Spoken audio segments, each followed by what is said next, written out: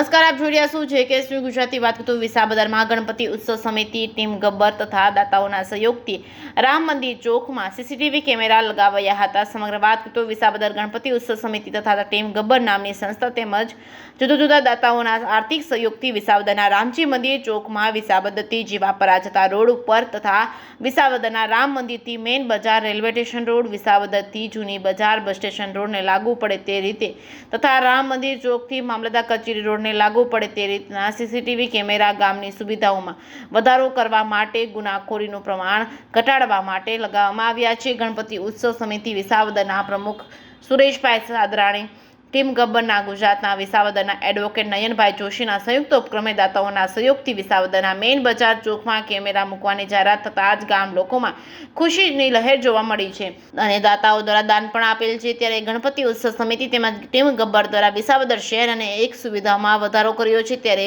આ સીસીટીવી કેમેરાના લોકાર્પણમાં વિસાવદરના રાજકીય અગ્રણીઓ તેમજ ટીમ ગબ્બરના નયન જોશી, ગણપતિ ઉત્સવ સમિતિના સુરેશભાઈ સાદરાણી તેમજ પત્રકાર હરેશભાઈ મહેતા, ગીજુભાઈ વિકમા સહિત હાજર રહ્યા હતા. JKS ન્યૂઝ ગુજરાતી સાથે હરેશ મહેતા, વિસાવદર. આજે વિસાવદર શહેરની અંદર ગણપતિ ઉત્સવ સમિતિ અને ટીમ ગબ્બરના આયોજકો શ્રી સુરેશભાઈ સાદરાણી અને એડવોકેટ નયનભાઈ જોશી દ્વારા વિસાવદર શહેરની શાંતિ, સુરક્ષા અને સલામતી માટે વિસાવદર શહેરની મુખ્ય બજારમાં રામજી મંદિર ચોક ખાતે 5 સીસીટીવી કેમેરો એમને આજે એનું લોકાર્પણ કરવામાં આવ્યું. આ સીસીટીવી એક જાગૃત ચોકીદારનું કામ કરે છે અને વિસાવદર શહેરની અંદર અપરાધીકરણ ઓછું થાય એ માટે આ આયોજકો દ્વારા વિસાવદર શહેરમાં લોકોના અનુદાનથી એક સરસ મજાનું સીસીટીવી કેમેરો એ ફિટ કરવામાં આવેલ છે. આનાથી વિસાવદર શહેરની અંદર અને પોલીસને પણ ગુનેગારીઓ ઓછી થાય અને ગુનેગારોને પકડવામાં મદદરૂપ થાય એ પ્રમાણેનું જે આયોજન કરવામાં આવ્યું છે એ આયોજનનું આજરોજ લોકાર્પણ કરવામાં આવ્યું.